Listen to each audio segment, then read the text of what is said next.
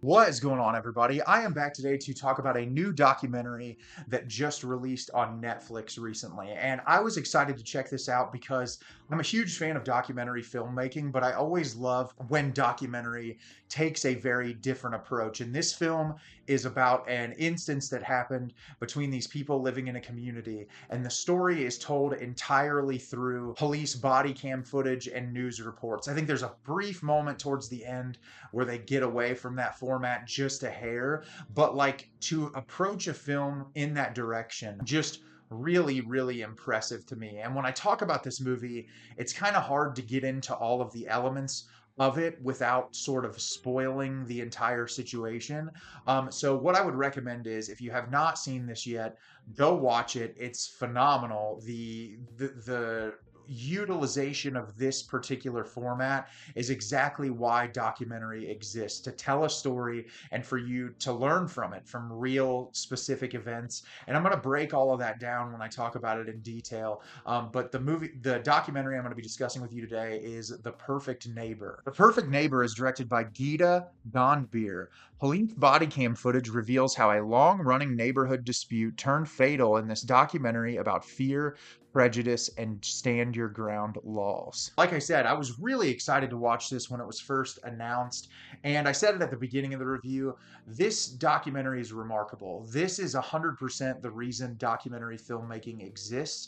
I took a documentary filmmaking class in college when I was getting my film production degree. And my professor in that class, he was really incredible when he was discussing documentary, very much knew what he was talking about and discussing the medium. And one of the things that he always reiterated is that when you're making documentary is supposed to be giving you information with as much non-bias as possible. And obviously, when you're making a documentary, that is impossible. You are a human being, you have emotions towards a subject, and so it's always going to come across as bias in one way or another because you're trying to get a message out there through whatever subject that you're trying to cover and discuss. But this particular case, I think having a director who was able to get a hold of police body cam footage that showcases a series of events happening leading up to a truly horrific tragedy, it showcases so much of the horror of things that happen in the United States of America, specifically when it comes to racism in America, gun violence in America, and just like the overwhelming amount of hatred that exists for no reason other than prejudice and stereotype. And I think there's a lot of things to discuss about this movie that I think are really important.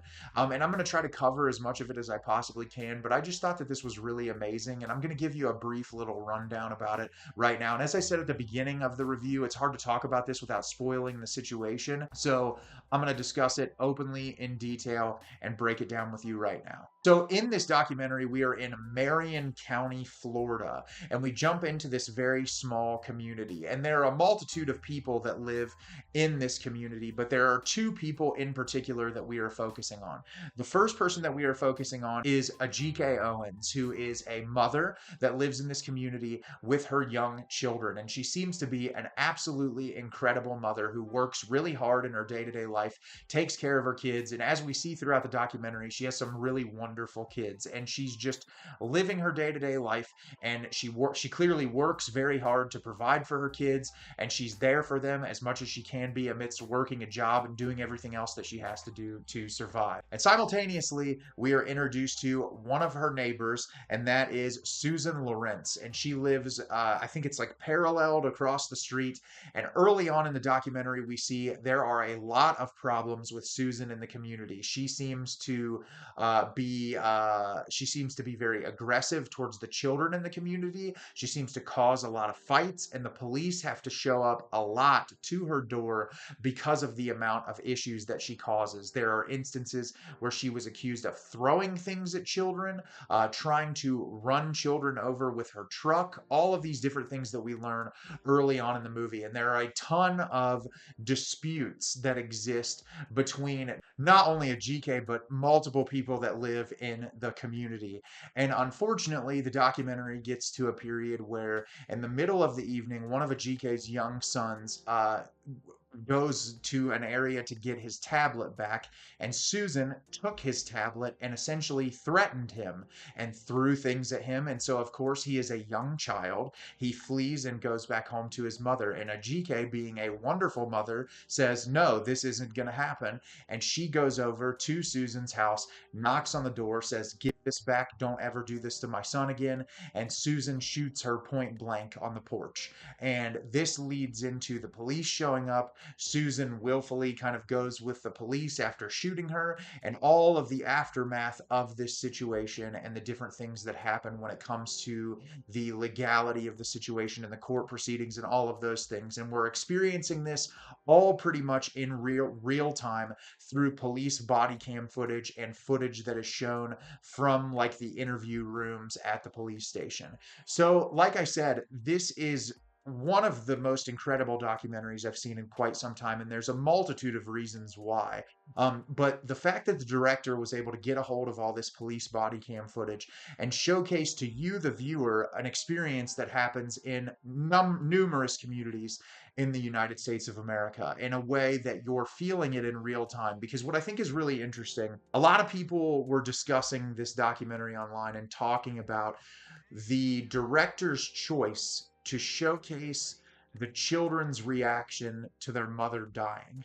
And I think things like that, showing that to the general public, are incredibly important because everything else that this documentary is trying to showcase is sort of illuminated by the fact that you're looking at these children who are living their day to day lives with their mother. And because their mother wanted to be a good mom, she was shot point blank for no other reason other than she wanted to be a mom and she wanted to stand up for her child. There was no violence, there was none of that. It was her coming over and saying, "You took my kid's tablet, you threw something at him. This is unacceptable." And this person decided to shoot another human being for something like that. And I think this documentary does a really great job at just showcasing humanity and people wanting to just exist and all of these issues that we have in the United States of America, making it difficult to exist, specifically for Black people in the United States of America. Because I am very open in discussing, obviously, if you guys have watched me for a while, I am not shy to discussing social and political issues. I'm very vocal with my opinion on things because I think it's incredibly important. If you have a platform and you have a voice and ability to speak out, you should. And I personally believe that Black Americans just deal with so much unnecessary hatred they have since Black people came to the United States of America, the horrors and atrocities that they experience solely because of the difference in their skin color is something to me that even as a young child I have never been able to comprehend, why you would be able to treat someone differently solely because their skin color is different. And I think this movie showcases everything about white racism and white racism towards Black Americans, and how this person in particular, they use slurs, they're violent, they live in a community that seems to be predominantly Black. There's a lot of Black people that live in this specific area, and she just feels like she is the victim. And I feel like there's so much of that in the United States of America. You see the president of the United States, he doesn't even want to have slavery exhibits in museums anymore because he's so insecure about his whiteness, and he doesn't want to feel guilty about things that white people have done. White people should feel guilty about the shit that has happened in this country towards other people. But avoiding too much tangenting, you're watching this experience of this woman who is clearly perpetuating racism over and over and over again, solely just from these kids existing. And that's a big part of the early on cops showing up and breaking these things up. And you can even see the police are getting tired of going there. Like this, I think the one cop at one point when he's leaving calls the woman a psycho. Like they know she's messed up. They don't understand why she is the way that she is. I just think that that is illuminated so much in this documentary. And secondly, I think this documentary showcases why there needs to be stricter gun laws in the United States of America. Because when any person can own a gun, any person, there's like the current administration wants to make it easier than anything in the world for you to obtain a firearm. And you get psychopaths like this that get the access to a weapon that'll just blow somebody away for knocking on their door. And I think that it's truly disgusting when not only you see instances like this, but you see school shootings every other week in the United States of America. We have more shootings in America, and especially in schools, than anywhere on the planet. And it's the most saddening, disheartening thing in the entire world, because these weapons, obviously in this particular case, it is not an assault rifle that was utilized on a person, but when you have ease of access to these levels of weapons, it makes it easier for psychologically unstable people to commit horrible atrocities towards innocent human beings, and a lot of times in the US, children. And in this particular case, against an innocent black mother who was just trying to stand up for her child. And I think the movie does a really amazing job showcasing like why we need to talk about things like this, why these issues need to be brought to light, because this watching those kids break down because their mom was dead is like, I just can't. If you don't hurt for that, I don't know what to tell you. Like, I just think one of the things and the problems that I have with the country we live in now is it's completely devoid of empathy. I feel like so many human beings have zero empathy and compassion for their neighbor and for their fellow human. And because the country is so divided, because one side wants to strip away the rights of human beings, they hate on marginalized groups of people, and the other side just wants acceptance for everybody and wants you to be able to live your life as long as you're not causing harm to other people. And I think that that division is showcased in this movie in just a really brilliant way, where you're seeing this person who is consistently causing these issues, and then you question, like, the police knew this was going on, obviously, because this person kept having it called in. Did they know she was going to commit something this crazy?